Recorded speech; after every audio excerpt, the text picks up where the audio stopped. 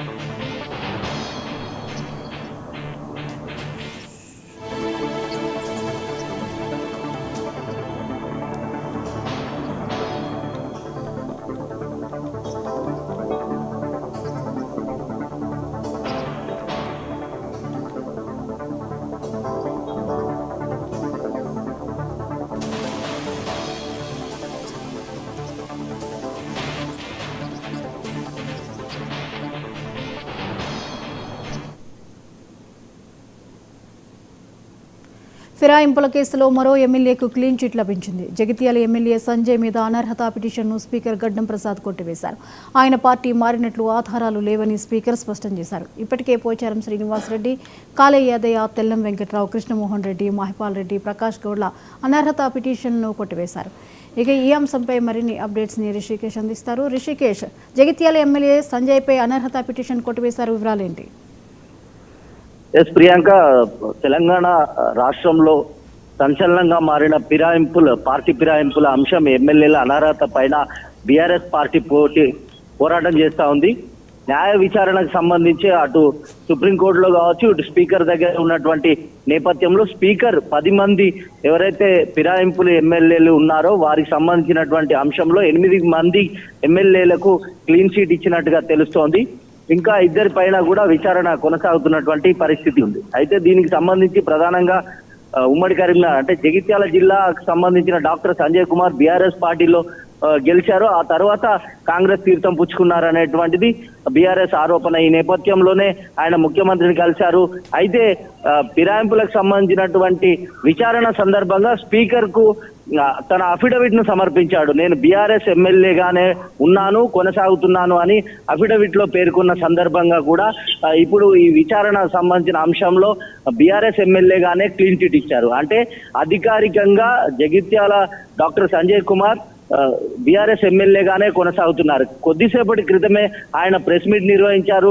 ఆ press meet లో కూడా ఆయన నేను బీఆర్ఎస్ పార్టీ ఎమ్మెల్యేనే, బీఆర్ఎస్ పార్టీ ఎమ్మెల్యేగానే కొనసాగుతాను, కానీ అభివృద్ధి కోసం మాత్రం కాంగ్రెస్ పార్టీతో కలిసి పనిచేస్తాననేటువంటి అంశాన్ని ఆయన కొద్దిసేపటి క్రితమే జగిత్యాలలో స్పష్టం చేశారు.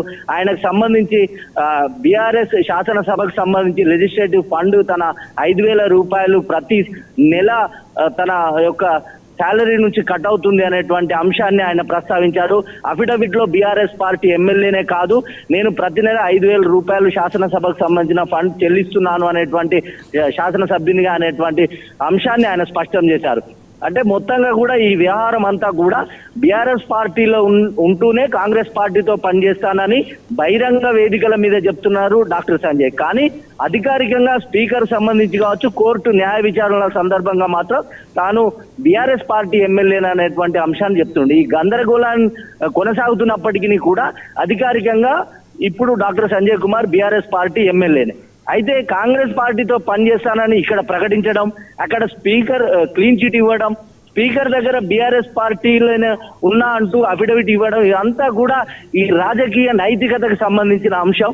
అయితే దీన్ని ప్రజా క్షేత్రంలో ఎలాంటి పరిస్థితులు ఉన్నప్పటికీ కూడా న్యాయ విచారణ సందర్భంగా సుప్రీంకోర్టులో ఎలాంటి ఫలితాలు రాబోతున్నాయి, బీఆర్ఎస్ ఎట్లాంటి రెస్పాన్స్ ఇస్తుంది అనేటువంటిది తేలాల్సి ఉంది. మొత్తంగా కూడా ఈ స్పీకర్ సంబంధించినటువంటి విచారణ అంశం మాత్రం తెలంగాణ రాష్ట్రంలోనే ఒక ప్రకంపనలు సృష్టిస్తుందని చెప్పొచ్చు. ఇప్పుడు బీఆర్ఎస్ పార్టీ ఎమ్మెల్యేలు అందరికీ కూడా క్లీన్ చిట్ ఇచ్చారు 8 మందికి, ఇంకా 2 పైన విచారణ కొనసాగుతుంది. ఇక్కడ మాత్రం డాక్టర్ సంజయ్ కుమార్ తాను బీఆర్ఎస్ పార్టీలో ఉన్నాననేటువంటిది మరొకసారి జగిత్యాల వేదికగా స్పష్టం చేశారు. కానీ కాంగ్రెస్ పార్టీకి సంబంధించిన అభ్యర్థుల గెలుపు కోసం మున్సిపల్ ఎన్నికల్లో పోటీ ప్రచారం చేస్తాననే విషయాన్ని ఆయన జగిత్యాలలో కూడా స్పష్టం చేశారు. Priyanka, right, thank you.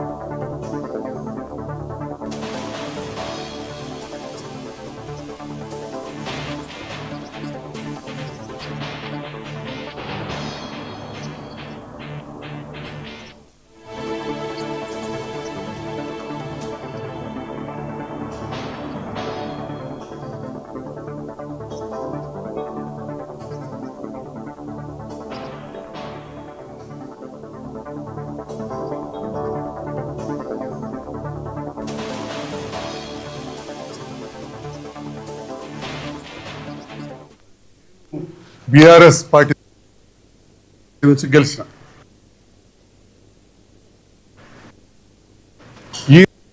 ఈనాటికి కూడా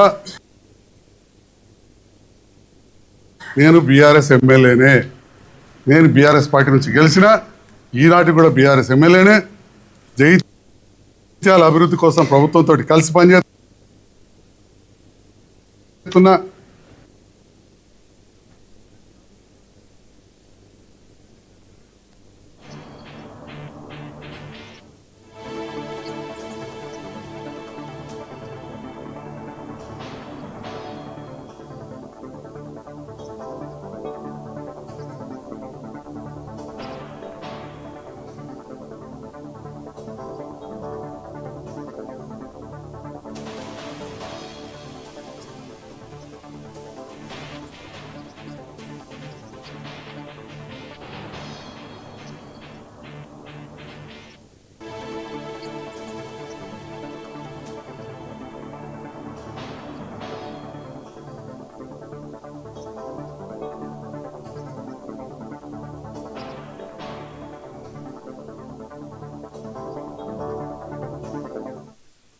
కాంట్రాక్టర్లను కానీ నేను బీఆర్ఎస్ పార్టీ నుంచి గెలిచిన ఈనాటికి కూడా నేను బీఆర్ఎస్ ఎమ్మెల్యేనే.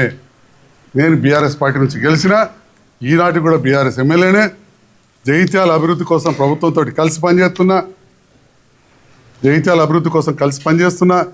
డేట్ అటు ఇటు ఆగలేదు, ఎందుకంటే నేను పర్టికులర్గా జాయిన్ అవుతుంది పోలేదు కాబట్టి. పోయి నేను కలవడానికి పోతే తెల్లవారే ముఖ్యమంత్రి గారు కలిసిన తెల్లవారే ఎలాంటి అథెంటిసిటీ లేని,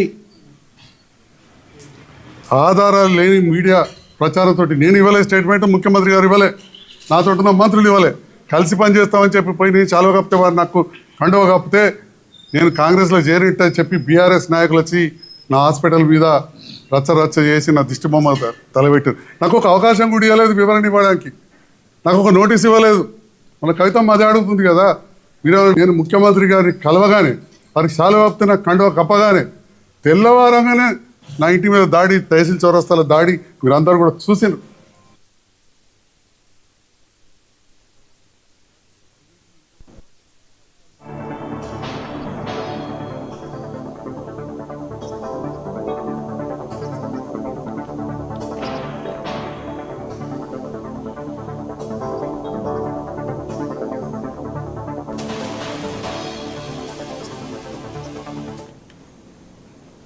ఫోన్ ట్యాపింగ్ కేసులో మరో కీలక పరిణామం చోటు